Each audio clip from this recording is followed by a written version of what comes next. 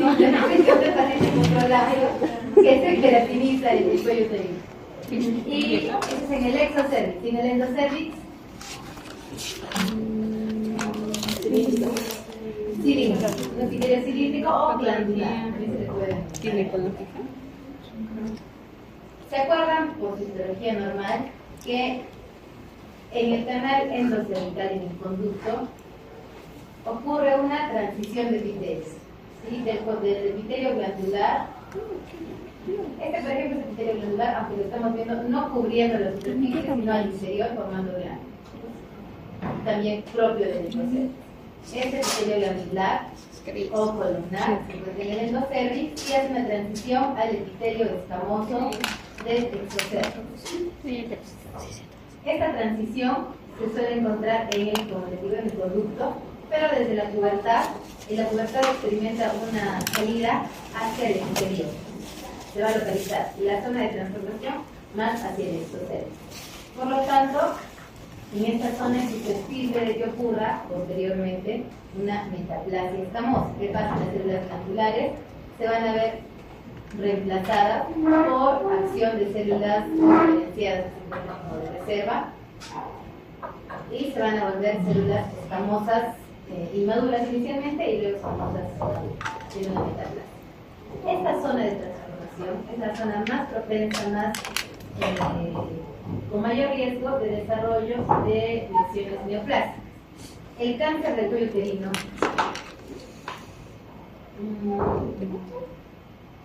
¿dónde es más frecuente el cáncer del cuello uterino? ¿En el exocervix, en el endocervix? ¿O de qué tipo de epitelio? ¿Del escamoso o del glandular? Escamoso. El más frecuente, el que siempre escuchen hablar ustedes, cáncer del cuello uterino, que es la causa la más alta mortalidad o el más frecuente, al menos en países como el nuestro, es el del carcinoma escamoso, el del exocervix, el epitelio del exocervix, pero ya saben que se localiza inicialmente en la zona de transformación. Este cáncer de exocervix o carcinoma de células escamosas se va a originar por acción de qué agente viral? Virus del papiloma humano, ¿no? Para el cual hay vacuna. El virus del papiloma humano tiene varios tipos. ¿Cuáles son los dos tipos? Que primero, que producen lesiones no neoplásicas o condiloma, lesiones metálicas pero no malignas. 6 guiones. Ya el 6 y 11 producen lesiones de tipo benignas, condilomas, verrugas, sobre todo en zonas genitales. ¿Y cuáles son las cepas o los tipos que están relacionados con lesiones malignas? Las dos principales, 16 y 18. La 16 y la 18, la 16 tiene mucho más porcentaje de casos, ¿no? Aproximadamente un 50%, y el 18 un 10%. El resto 5% cada uno, que también son 44, por ahí. Estamos ya. El virus del papiloma humano va a ingresar por cualquier zona del escamoso que tenga alguna solución de continuidad, de herida, laceración, puede haber sido cualquier contacto que haya sido agresivo, de repente hasta incluso un hisopado, un estudio de Nicolau puede condicionar una pequeña laceración en la superficie y esto permite que el virus ingrese. Este virus se va a localizar inicialmente en las zonas más basales, en la zona basal. Recordamos aquí el epitelio del exocervix, todo es epitelio escamoso, la zona más inferior del tercio más basal está formado por células inmaduras. ¿Cómo son? Reconózcanlas porque de eso depende que hagamos el. Son células con un núcleo grande, un citoplasma pequeño, y el núcleo es basofílico, moradito. Conforme van ascendiendo hacia las capas más superficiales, estas células que inicialmente eran inmaduras van a ir madurando. ¿En qué consiste la maduración del epitelio escamoso? En que el citoplasma se agranda, se amplía y el núcleo se hace más pequeño. Esta es la misma que esta célula, pero son en distintos estadios de maduración. Por lo tanto, si vamos a la más superficial, todo esto es citoplasma y esta pequeña esta pequeña área basofílica puntiforme, bueno, más lineal, es el NIC. Esto es un epitelio normal más grande. Obviamente en el medio hay un proceso, ¿no? Van disminuyendo de tamaño los núcleos y el citoplasma va incrementando. Esto es un epitelio normal maduro. ¿Qué es lo que pasa? Les decía, la lesión ingresa aquí a la zona más basal y el ADN del virus, que es un virus de DNA, el DNA viral va a inducir o va más bien detener la maduración celular del epitelio escamoso. Es la fisiopatología mediante que proteínas L6 y L7, L6 y L7. Ambas están dirigidas contra qué otras proteínas. B53, L6 y L7. Retinoblastoma. Ahí contra la proteína de retinoblastoma. El RB, ahí actúa. Es donde más se ha estudiado esta sinergia o esta acción de las proteínas. Ambas entonces, como les decía, van a detener la maduración celular y vamos a tener histológicamente en la práctica que estas células inmaduras que solo debían estar en una o a lo mucho dos capas van a encontrarse subiendo, replicándose, pero inmaduras. Ya no las vemos como amplios citoplasma en el núcleo chiquito, sino el núcleo grande y poquito más. Dependiendo del nivel de compromiso, vamos a tener diagnósticos. Recordamos entonces la membrana basal, el tercio inferior, tercio medio y tercio superior. Vamos a dividir en 3 tercios. Veamos primero en esta zona. No es el diagnóstico, yo les voy a decir cuando estemos en la zona de diagnóstico. Igual, membrana basal, tercio inferior, miren, hay células inmaduras, las clásicas, tercio medio, aquí hay algo de células inmaduras, hasta que es el tercio medio, hasta la mitad del tercio medio aproximadamente hay, y en el tercio superior están hablando algunas normalmente. Esta lesión está involucrando el tercio inferior, parte del tercio medio. ¿De qué nos interesa, para qué nos interesa dividir esta lesión en 3 tercios? ¿Han hecho la clase de gineco? ¿Sí? ¿De gineco para? ¿De ginecología? ¿Sí? En la villería. ¿Sí? Y ahí les han explicado qué es el NIC 1, NIC 2, NIC 3, ¿cierto? Que es líder de alto grado, líder de bajo, o la displasia de bajo y displasia de bajo. Estos 3 términos los vamos a identificar ahora acá. Bueno, al menos vamos a entenderlos. Uno de ellos vamos a identificar. Para hablar de neoplasia intracervical, que es el NIC, vamos a recordar que está haciendo referencia a una lesión epitelial no invasiva. Por eso dice intracervical o como LIE, lesión intraepitelial. Está dentro del epitelio. Si esta lesión se saliera de la membrana basal, ya no fuera solo intraepitelial, ¿cómo sería lesión? Invasiva o infiltrante. Si no pasa la membrana basal, es algo incisivo. Si se compromete. Vamos a revisar. Vamos a ver, dividimos el epitelio en 3 tercios. De estos 3 tercios, distinguimos. Hasta aquí, el primer tercio. ¿Tiene células inmaduras? Sí, ¿no es cierto? Los núcleos son grandes y el citoplasma es escaso. Aquí, el segundo tercio, desde el cursor hacia la derecha. El segundo tercio hacia la capa basal.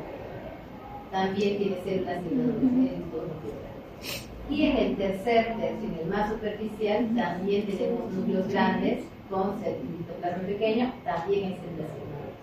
Estos 3 tercios nos van a servir para denominar NIC 1 si solamente estuviera involucrado el tercio inferior, NIC 2 si es el primero y el segundo, es acumulativo, y NIC 3 si tenemos lesión en el primero, segundo y tercero. No vamos a encontrar una lesión solo en el tercer estrato o solo en el segundo. Esto va evolucionando, va progresando por la maduración o la replicación propia de la célula. ¿Qué más vamos a encontrar que es característico en estas lesiones? Las mitosis suelen encontrarse solo en la capa basal, porque son las inmaduras las que van a replicar, solo deberían avanzar. pero en una lesión neoplástica vamos a encontrar además en las zonas más superficiales figuras mitóticas o mitos. Esta de acá. Si ustedes ven mitos más arriba, quiere decir que son malignos. NIC 1, NIC 2, NIC 3, el diagnóstico en esta lámina es NIC 3, porque compromete los 3 tercios del epitelio. El NIC 3 equivale a decir displasia severa. Pueden ponerle también el diagnóstico de displasia severa del cuello uterino. ¿Y qué sería entonces una displasia leve? El NIC 1. Displasia moderada no existe. Displasia leve, NIC 1. NIC 2 y NIC 3 es displasia severa. Ambas son displasia severa. Igual pasa lo mismo con la lesión interepitelial. Lesión interepitelial o LIE de bajo grado es el NIC 1. Lesión interepitelial o LIE de alto grado es NIC 2 y NIC 3. ¿Sí? Por lo tanto, si yo les dijera displasia severa, si tienen una muestra ustedes de una paciente que dice que tiene displasia severa, puede ser NIC 2 o puede ser NIC 3. Pero si les decimos displasia leve, es siempre NIC 1. Diagnóstico entonces aquí, displasia severa o NIC 3 o lesión interepitelial de alto grado. En el caso del cuello uterino, ¿qué nos dice el grado de displasia? El nivel de compromiso. Medio, tercio inferior, medio superior. Y en los hallazgos serían núcleos inmaduros puedes poner o los describes con núcleos grandes, perdón, células inmaduras presentes en las 3 capas del epitelio escamoso, o las describes células con núcleo grande y núcleo pequeño en las 3 capas. Están en las 3. Pueden encontrar alguna zona, como vimos hace rato, en la que solamente está hasta la segundo texto, pero revisen todas las láminas porque el diagnóstico que le van a dar a la paciente tiene que ser el de mayor grado, porque así no privan a la paciente de ningún tratamiento. Esto también. 3, displasia severa. ¿Cómo sabemos que no es un cáncer invasivo todavía? Porque no invade la membrana basal. Todo está por encima del epitelio. Para algunos, solo como dato extra, para algunos autores, el NIC 3 puede considerarse carcinoma in situ. Porque compromete los 3.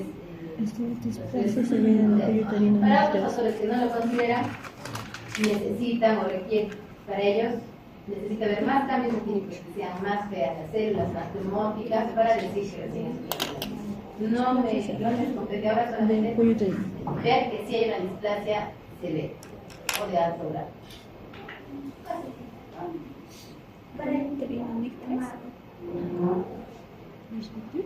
¿Se hubiera caído aquí? No.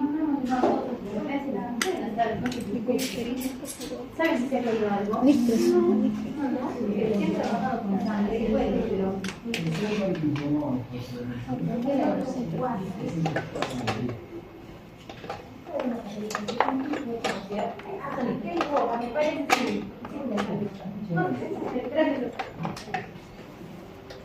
Esa es la 102. Vamos a la 166. En la lámina 166 tenemos otro corte de cuello uterino. Obviamente en la anterior del órgano era cuello uterino. En la 166 tenemos otro corte de cuello uterino. Pero en este corte ya no podemos identificarlo como la primera, la parte superficial, donde está cubriéndose por el epitelio escamoso, sino que tenemos un corte más profundo, en el que vamos a identificar, utilizaremos esto, no es lo mejor, pero nos puede ayudar. Vamos a imaginar que esta es la superficie del cuello y esta es la parte del estrómago. Aquí deberíamos estar viendo el epitelio escamoso. Imaginen que estamos viendo que ya cerramos. El epitelio escamoso con displasia en las 3 capas. Con células inmaduras en las 3 capas. Y de pronto vemos aquí, al menos es dudoso, ¿no? Porque parece que este nido se está metiendo, pero hay algo de retracción y un vacío. Vamos a ignorarlo. Seguimos avanzando y miren aquí, ya no está respetando la membrana basal, sino que estas lesiones, esta lesión, está introduciendo, está infiltrando la membrana basal. Y no solamente esto, porque esa es la parte más representativa o representativa en este nido, entre los nidos, sino que el resto del corte está ocupado por todos estos nidos, que ya no están estos en la superficie, ya no respetan la membrana basal, sino que encima. Solamente para terminar, le darle el nombre. ¿Cómo son estas células? Son las células inmaduras que ya hemos visto en el anterior. Son células escamosas, sí son, pero son inmaduros. Núcleos grandes, citoplasma escaso. ¿Cuál sería el diagnóstico? Carcinoma. Ya, puedes poner solo carcinoma de cuello uterino, no está mal, pero lo correcto es carcinoma escamoso, porque el cuello uterino puede tener dos cánceres, glandular, que sería adenocarcinoma, o escamoso, que es escamoso. Diagnóstico: carcinoma escamoso de cuello uterino. Idealmente, para que lo identifique, para que lo puedan comparar con el anterior, carcinoma invasivo o infiltrante, aunque la palabra carcinoma ya incluye el término de la característica de infiltración. Carcinoma infiltrante o carcinoma del cuello uterino o nido de células inmaduras, de células escamosas que infiltran o que traspasan la membrana.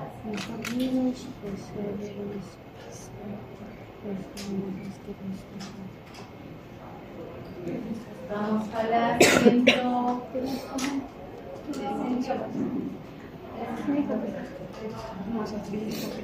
la lámina 113.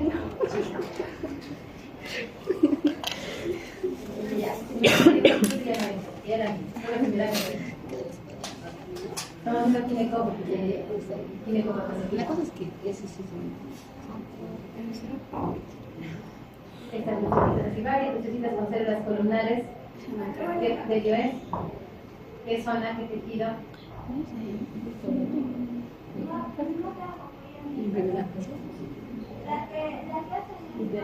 Útero. ¿Qué parte del útero? Miometrio no es. Miometrio es puro músculo liso. Endometrio. ¿Qué diagnóstico hemos visto en endometrio? ¿Qué están viendo aquí? ¿Qué hay? Hiperplasia endometrial sin aquí. Entonces no entra, ya la hemos visto. La 113 no la consideramos.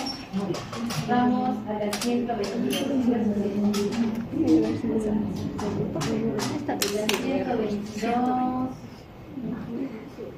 La 113 no entró. Esta lámina 122 corresponde a una lesión quística de ovario de una paciente con nombre de 48 años. La edad de presentación de estas lesiones es muy amplia. De 48 años que acude porque en un estudio por otra causa le encontraron una lesión quística en ovario de 20 centímetros de diámetro.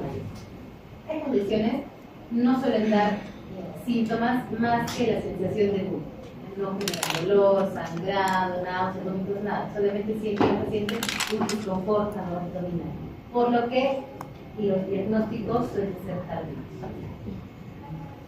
No vemos aquí la formación quística, en cambio estamos viendo como unos tallos o ramificaciones que les puede estar que les puede recordar semejante a las papilas. Son unos tallos que están cubiertos por el medio. Son formaciones sí papilares. Estas formaciones están en toda la pared del quiste. No es un quiste liso, sino con protrusiones en la pared. Y tenemos que darle nombre a esto. ¿Cómo le damos nombre? Viendo el epitelio que está cubriendo a este tejido que estamos viendo en el epitelio. No solamente formaban las papilas grandes que habíamos visto, sino que en las mismas células también aparentemente forman estas ramificaciones. Ya no son tan papilares, algunas sí como estas, pero hay ramificaciones. Hay papilas, hay ramificaciones, y la tercera característica que es importante, que es células. ¿Cómo son estas células? Estas de aquí, ¿qué forma tienen? Cilíndricas o columnares, y por ahí van a encontrar estas de acá, con ciclos. En el aparato genital femenino, ¿qué zona tiene ese tejido, células epiteliales columnares, o, claro, columnares, las trompas, con ciclos, ¿no? Las trompas uterinas. Esta lesión es de ovario, es un quiste por el tamaño. Cuando el quiste mide más de 1 centímetro, ya no se llama quiste, sino que se llama cistoadenoma. Es porque ya es una lesión neoplásica. Es un cistoadenoma. Cuando vemos estas células de trompa uterina, se llama seroso. Cistoadenoma seroso.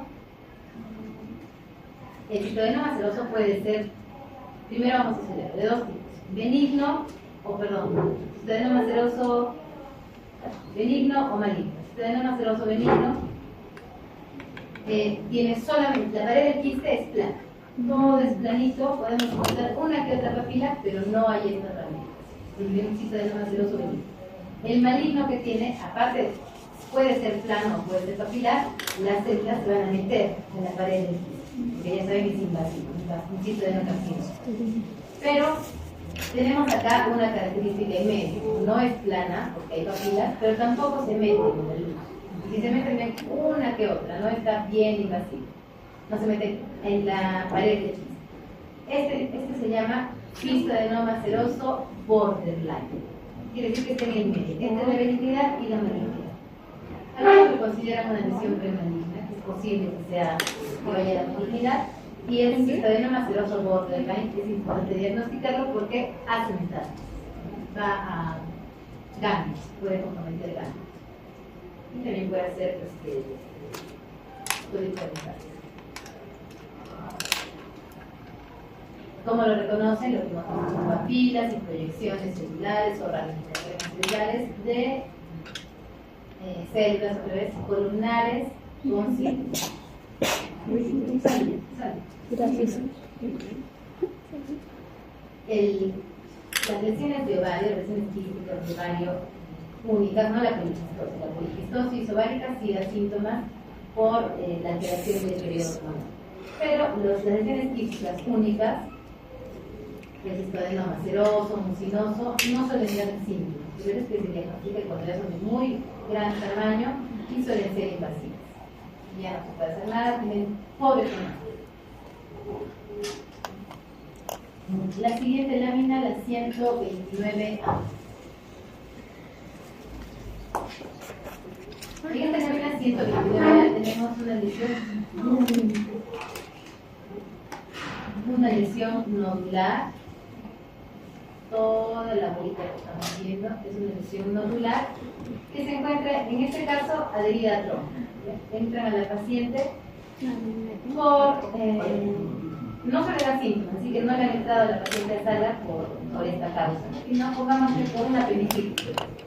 Y al entrar vieron que en la trompa uterina hay un nodulito colgando. Lo extraen y lo mandan a correr. Este nódulo está formado por, ahí de la descripción, dilataciones o túbulos cubiertos o de células cúbicas, digamos que se están desprendiendo, células cúbicas en una sola capa o en monocapa. Dilataciones o túbulos de células cúbicas en una sola capa. Estas células son cúbicas, pero pueden tener algún aspecto como de decapitación. La parte más apical empieza a elongarse. Eso es característico de la morfología cúbica de las células mesoteliales.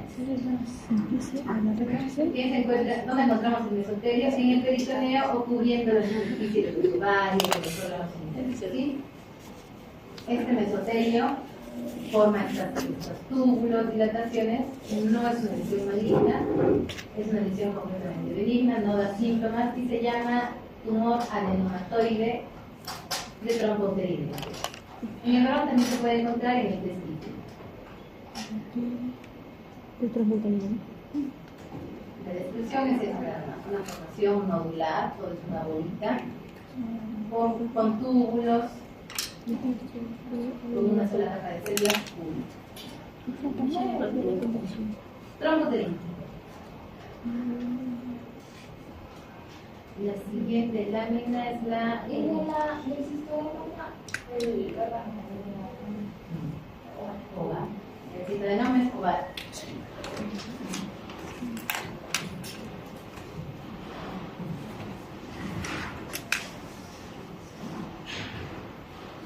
Sobre la lámina 114. En la teoría les han explicado esto, seguro que sí, el teratoma.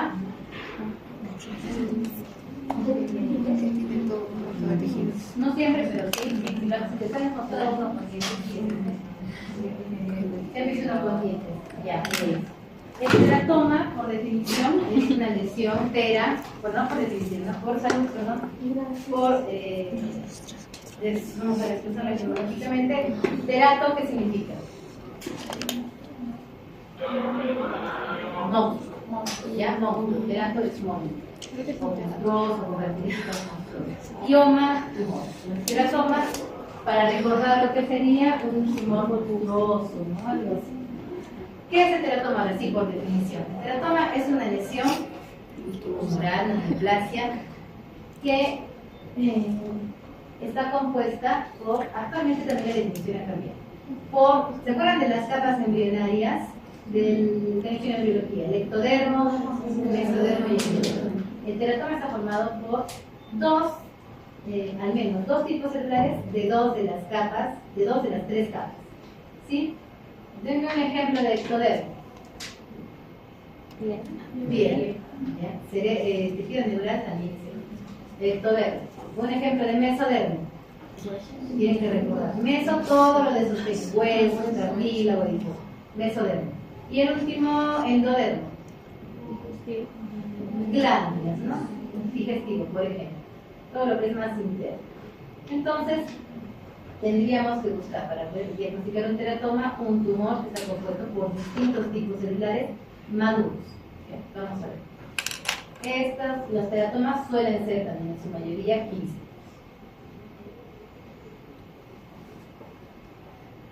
Es esto de acá. Es un epitelio que es multicapa, varias capas. Estratificado y con queratinización. Estratificado plano, cortificado, o sea, piel. Este tumor tiene piel. Si estamos viendo esto debajo de la piel, ¿qué son? Glándulas, ¿de qué tipo? Sebáceas. Glándulas sebáceas. Al ladito de la glándula sebácea, ¿qué encontramos siempre en los alimentos? Un orden acá. Al lado de la glándula, ¿qué encontramos? Que forman una unidad.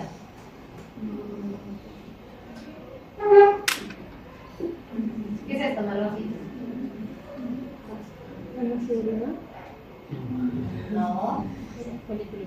Un folículo piloso. Muy bien. Siempre que vean una glándula, van a buscar, porque el costadito debe haber un folículo piloso. Por eso forman la unidad pilosebácea. Al ladito de cada pelito hay una glándula. Sobre todo en tejido, en piel, por ejemplo, como en la cara. Piel, acá hay piel con anexos, piel y anexos, con piel y pelos. Esta lesión, este quiste en el interior, debe haber tenido pelos. Está teniendo pelos. Si está queratinizando, la queratina se va a ver macroscópicamente como cuando se revientan un granito y se ve un material blanquecino, medio brumoso, igualito. Todo eso que se llama material punto sebáceo o untuoso se encuentra dentro de este quiste. Bien, pero a mí me gusta ver teratomas. Desagradable, prefiero el colon, pero teratomas. Porque cortas y encuentras toda esa grasa, ese sebo. Si que tienes que buscar, encuentras un otro ojo, dientes, pelo, una uñita. Entonces, ¿han visto ahí pelo? Ya, esto de acá. Este de aquí lo conocen. De memoria. Gracias, ¿no? Hasta ahí tenemos ectodermo. Por aquí, vamos a ver.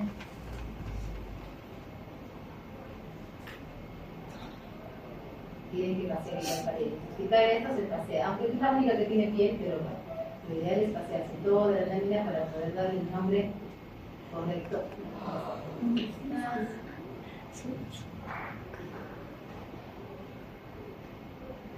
Esto de acá. Parece cartílago, pero el cartílago es más basofílico, más morado. Sí hay un corte de cartílago. Uno tiene, mira, estas bandas que tienen unas elongaciones y en medio de estas células que parecen linfoides. ¿Se acuerdan que había en el interior del hueso? Médula ósea, con células precursoras de linfoides. Esto es médula ósea, hay hueso, los trabéculas óseas.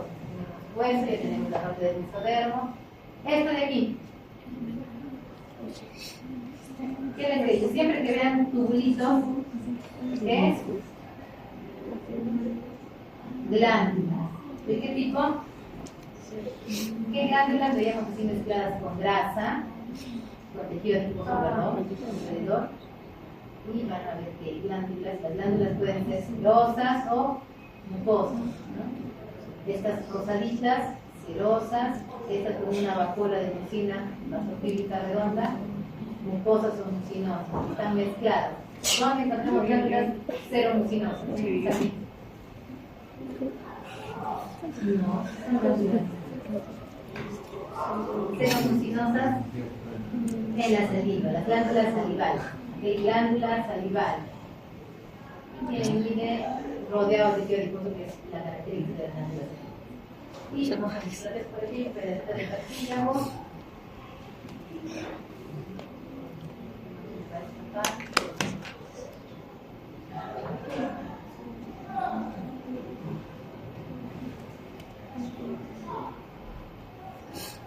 Esta zona es más clara y no hay médula encima, no hay precursores linfoides, cartílago. Entonces tiene cartílago, hueso del meso, tiene piel del ecto y tiene glándulas, perdón, del ecto. ¿Diagnóstico? Teratoma. ¿Por qué? Ahí escribe. ¿Qué hay de cada uno? El teratoma también puede ser de los dos tipos. Maduro e inmaduro. Maduro que es benigno y el inmaduro que es maligno, tiene un comportamiento maligno. ¿Cómo vamos a determinar la madurez o inmadurez de un teratoma? De acuerdo a la madurez y benignidad de los epitelios de los tejidos que estemos observando en el linfoma. Este cartílago es aparentemente benigno, no hay mitosis, no hay intracelularidad, es un cartílago benigno. La piel también no hay ninguna proliferación, no hay aspecto embrionario, nada, es maduro, las glándulas son maduras, todo es maduro. Entonces el diagnóstico aquí sería teratoma maduro. No, solo teratoma maduro. Porque todos, como hemos ido viendo, hemos reconocido que los tejidos son maduros normales. La 114, teratoma maduro. La 116 es otro corte de teratoma. Pero en este teratoma vamos a encontrar esto de aquí, glándulas. Reconozcan la diferencia. Hay una luz glandular y las células que forman este túbulo tienen los núcleos hacia la periferia, la base de la célula. 116. Tenemos un componente y tenemos otro componente. Estos núcleos celulares, células basofílicas, con núcleo ya acá, con núcleo redondeado central, son células neurales, células del sistema nervioso. Entonces tenemos ectodermo y tenemos endodermo teratoso. ¿Qué diferencia tiene esta muestra? La parte, como les había mencionado, el teratoma puede ser maduro o inmaduro. El tejido que más frecuentemente se muestra inmaduro es el tejido neural. Por lo tanto, si ustedes tienen un teratoma con tejido neural como este, tienen que buscar toda la lámina que no haya ningún poco de inmadurez. ¿Cómo se ve la inmadurez en el componente nervioso? Formando estas estructuras. Son como unas hendiduras rodeadas por células cuyos núcleos se están organizando Esto se denomina empalizado. Como si estuvieran irradiando como un sol radiante. Esto es roseta, se le llama roseta neblar. Estas rosetas neblales son características del tejido nervioso embrional, o sea, el maduro. El diagnóstico aquí sería entonces teratoma inmaduro, el inmaduro. Ustedes tienen que saber que el teratoma inmaduro es altamente normal. Pero ahí no se ve, o sea, no se ve el tejido Bustos se ve simple. Esta es otra roseta neblar, más pequeña. y el órgano que pone la... Estas dos son muy frecuentemente comparados en el ovario, ¿ya? Pero no necesito que le pongan digamos porque puede haber, el pulmón, por ejemplo, puede haber. Esta es otra roseta neblar. Este no es, distíngalo, esta es una luz glandular. Diferencia. Esto es una roseta, esto no es. Esto también es otra roseta neblar. Entonces aquí está en el cursor, glándulas.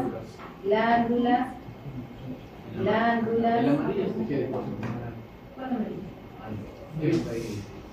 No, hay aquí. Ahí, pero esto es sagrado. Hay unos pequeños. Ascendentes. No, abajo a la izquierda, como a la izquierda. Ahí abajo. Ah, esto, no, es nociderina. La nociderina se degrada en distintos colores, rojo, marrón, se ha sangrado. Pero acá también hay hematíes, todo esto es sangrado.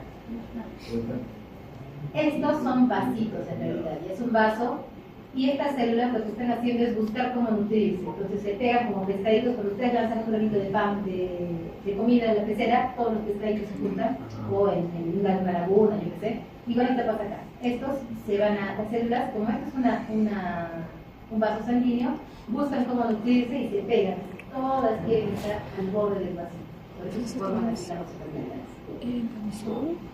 Este entonces es el teratoma inmaduro. Y escriben por qué es inmaduro, porque es teratoma. La siguiente y última lámina, la 118. Esta lesión también es muy poco frecuente, es una lesión rara, pero tiene un corte de acción. Órgano ovario.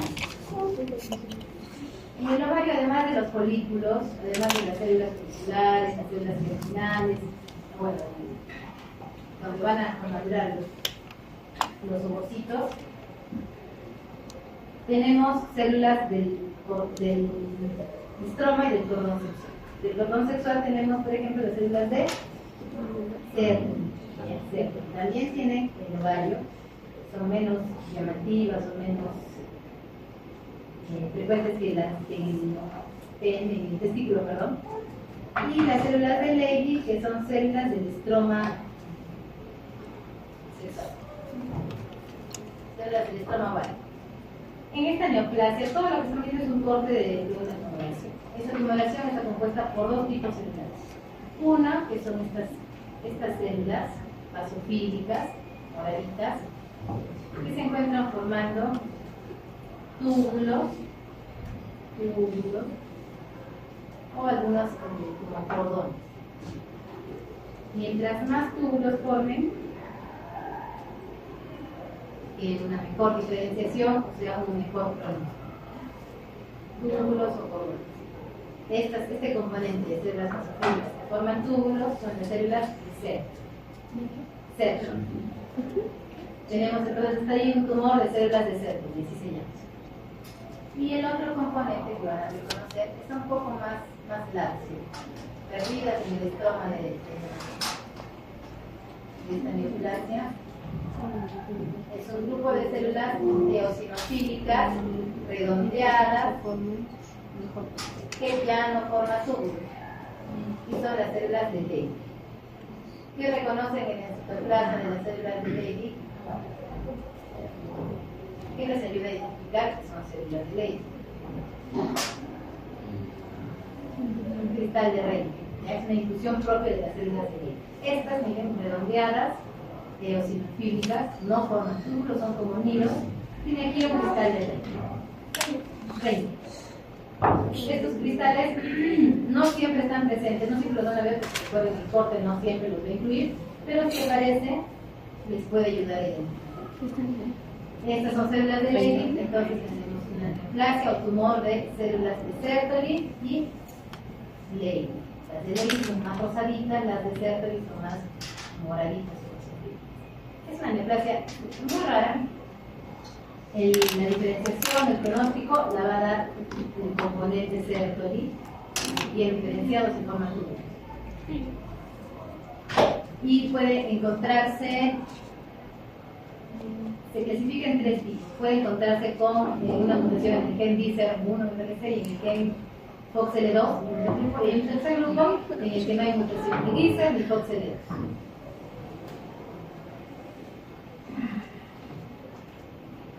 Y desde la 118, tumor de células de Sertoli y de Neoplasia. tumor de células de Sertoli y de.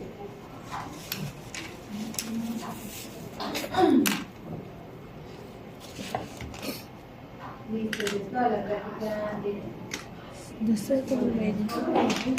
De Sertoli nada más. Ah, no, Leydig. Porque Leydig puede que lo escuchemos. La segunda lámina que vimos, ¿qué número era? 166, el cáncer de seno.